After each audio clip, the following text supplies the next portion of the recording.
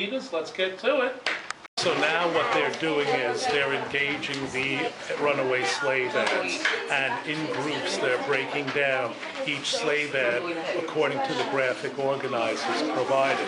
When they, in the group, all come to a consensus on how each section should be answered, they then fill them in as a group as well. This way, this has, in Common Core, this has the student assessment component in it as well. They're all seeing what other people are creating, and they're, choosing what is the high watermark of it. They're going to go through, this group is going to go through all the ads, because this group has tremendous potential, and I want to expose them to as many choices when it comes down to the final essay and the artwork that they create as possible.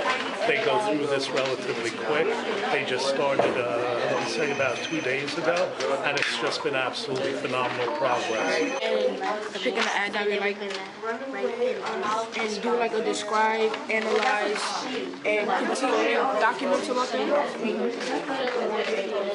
You take what works the best at the end product, which is why I'd mentioned that we're doing everything to the letter of the T of this, so we know what we can recommend might not be included for next year, or what certainly we can convey what really, really worked this year. I remember what it said. I liked it. It was like an ad with a Jamaican boy, and he ran away with his mom. Yeah, this one. Page 80, number 2, August 18, 1746. Ran away on Sunday the 10th instead from Captain George Hall of this city, a tall, likely young Negro man named Juan. He is coming an artful fellow. Jamaican-born slaughters very much and had one of his ears cropped. He sold away at 5, 12s, and 3 Jonas Pisces and was seen going towards Kingsbridge. Whoever takes up, say, Negro, and bring him to his master, shall have 50 shillings reward and all reasonable charges paid by George Hall. The one that I like because, normally they wouldn't say, where he was born from, and I like that they included that he was an artful fellow, and they included many details so that if he was ever captured, he could, they know it was him, and, they said that he speaks, another language, so he knew what he was doing when he went away. Who is named, and note the differences in the names, right? We see, who's named once again? Joseph and Sarah. And what are the differences between Joseph and Sarah's name? Sarah doesn't have a last name to Joseph. Okay, so what does that say about Joseph, and what does that say about Sarah? He is the master. He is the, okay, all right. So again, when we're thinking about the differences, and we look at what's important about the names, what do we see? Who doesn't have a last name? Sarah. So what does that say about, what is the difference between Joseph and Sarah? Go ahead. That Joseph is more valuable than Sarah, that they care less about Sarah, that they wouldn't give her a last name. So is Sarah and Joseph both human beings? Yes. When we see this, and we see that Sarah's not being considered on the same level as Joseph, what does this remind us of? When we think back, and we think back to a couple documents we've worked with so far, anybody in here make a will? Who made a will in here? Oh, okay. And when we think back, what is a document that this kind of, difference, what does this remind us of, this less than human treatment? Adult's will. Adult's will, okay. What was significant about that stood out for you in Adolf's will? Slaves were put in the animals list. Slaves were put in the animals list. Talking about how they put Joseph Reed higher than Sarah. That's like when they put the most valuable Negroes to the least valuable Negroes. So, Okay, nice job. So it's a question of personal value of per people, right? Right? Let's think about it. Do we name our iPhone? Some of us, right? Some of us. Do we name our shoes? Things like that, right? But again, it just shows that people were more possessions, yes? Multiple of his slaves ran away. I guess they were helping each other, and I can tell that like they feel that John Pell is worth more, or they care more about him than the slaves because he gets his last name, and they said like how much money he'll pay for them, but like they don't say like their full names. They don't say what they were wearing or anything. They just want them back. Like not many slaves back then who learned a lot of languages. So I think that since she speaks a little Dutch, it's really amazing to me. I find interesting her facial. I'm not even sure if it's a male or female yet.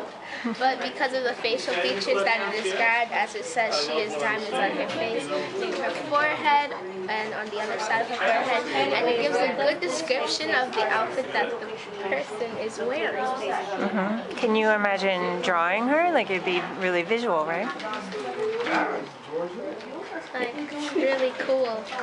You have to take the time, and that's essential to any kind of depth of learning is putting in the time, because you won't get any retention if you just touch on something and you fly over it. The people as property was an important component to all of this, just no more than what we're showing up in here with the names, Joseph Reed and Sarah. That gives, the whole perspective. And, as you saw, when I asked them, do you actually name your iPhone or anything like that? And you get the couple, yeah, I do. Okay, did you give it a last name? Well, there you go. The analysis is so crucial to it that you couldn't do it without understanding the concept of people as property, which is why I thought that was also awesome as the very first lesson to get that. And what was really great was the will and how it was listed with the animals, so they really got a perspective of how the kids, how slaves were actually viewed back then. Is there anybody else in your group? But it doesn't say that they from Pell, but they were. they ran away from John Pell. What is the New York Gazette? November 13th, 1732. What is it? It's a newspaper, right? Let me ask you this, and again, this is a series of critical thinking questions, how we break these things apart, okay? Rather than ask to be served up, let's think about it. Okay, so what do I know about slaves and print? What do I know when I think of newspapers and I think of slaves? What doesn't match up? What do you got? Slaves can't read. Slaves can't read. Excellent. So now I'm thinking, and so slaves can't read, and I have to know, based on this graphic organizer, who the intended audience is for this. Of the city as they read the newspaper. Civilians of the city as they read the newspaper. Citizens, absolutely. Why would that be important? Why would it be important for other slave masters to... Go ahead. Like, say they should know that like slaves are running away and stuff because slaves would help each other out. How do we know this slave isn't running away to join a rebellion against slavery, right? Because that has occurred, right? What's another term for slave catchers? Thank you, bounty hunters, yes? Because we know dogs bounty hunters from TV, right? And we know, especially when a lot of freed slaves made their way to New York because they purchased their freedom, when we think of the Dutch, right? What was that thing? Think way back. What did the Dutch offer slaves? What do you got? Half freedom, okay? Right? So we have many different, when we think about slavery, yes? We have many different levels of it, right? Freed slaves were often captured by bounty hunters and ran down places south and resold. Absolutely. Way to nail it. We had three different possibilities. You can see what this young lady is just cranking out here at the beginning of that graphic organizer.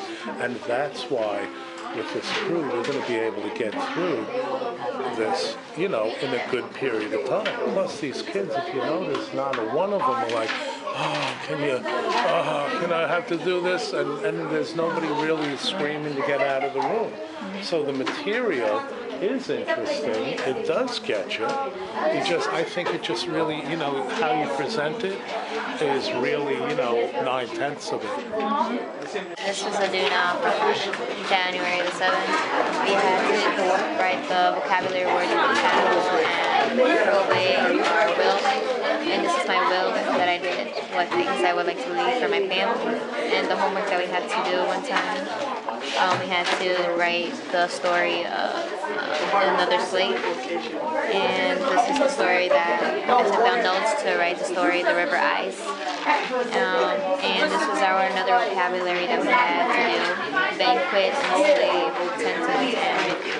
And they have begun to look at some of these ads with the art teacher, because the art teacher, again, is preparing them with the different facets of creating the artwork, starting with background. What do you want the background to see? And this is where, when we go and we take a look at some of the work these other students have done, as well as that ad I showed you out there that the students responded to, this really helps them with those pictures, and the art teacher show exactly the complexity to developing the artwork. And that's why I showed that one bit of text from that student who, you know, gave the details of the wounded eye, that try to put those details into your artwork. And so she's working with all those dynamics. Belle, who wants to leave? Okay, well, I hate to do this to you, but I must throw you all out because